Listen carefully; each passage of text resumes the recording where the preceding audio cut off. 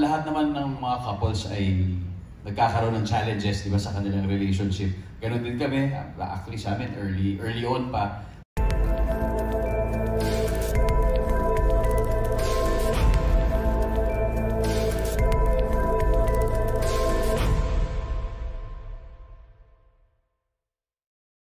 Mayroon bang mga pagganap o eksena na personal sa inyo dahil sa kahalagahan ng tema ng pamilya sa inyong sariling buhay?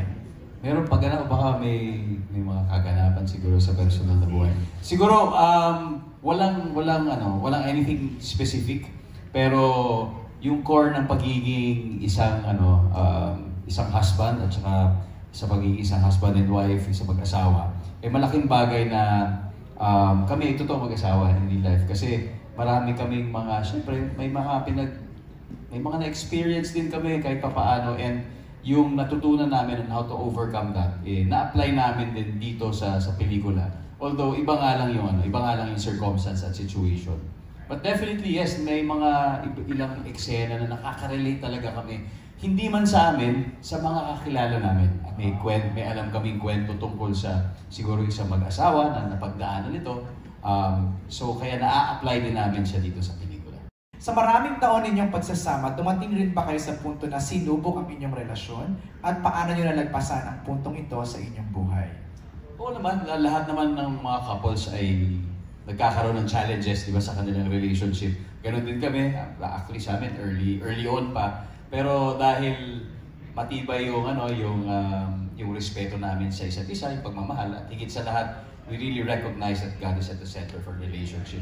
Dahil kung ganon talaga, sigurado meron at merong gagabay sa iyo. Ibabalik niya sa gitna. You wanna add to that, Marian? Oo, kasi hindi naman natin talaga maiiwasan. Sa isang relasyon, merong hindi pagkakaunawaan. Pero siguro one thing is for sure sa amin ni Dong, kung may mangyayari mang ganyan sa amin, hindi kami natutulog na hindi maayos ang lahat. Kailangan may heart-to-heart talk kami, at after nun, talagang kailangan nasa sentro talaga siya. Kasi kahit anong plano ang gawin mo, siya pa rin ang masusunod. Siya pa rin ang master natin. Ano po yung one thing that you've learned in the movie, making it, na you will carry on in your personal life? So for Marian and Ding Dong po. Isa sa pinakamalinaw na lessons na natutunan ko portraying the character of John is this. Siyempre, may mga bagay na hindi mo talaga pwedeng i-rewind. Imposible mo nang ma-rewind. Kaya make the most of what you have right now. Yung relationships na meron ka, yung mga taong mahal mo, siguraduhin mong iparamdam mo na mahal mo sila. Kasi baka hindi na dumating yung araw na maibigay mo sa kanila yon. So, bago pa magsisi ang lahat, now is the time for us to live more and to love more. Sa mga asawa na busy at mga misis na nahihirapang magsalita sa asawa, walang time. Kung paulit-ulit niyong ikikimkim ang lahat at maiipon, sasabog kayo at ang mangyayari ang ending sa relationship hindi maganda.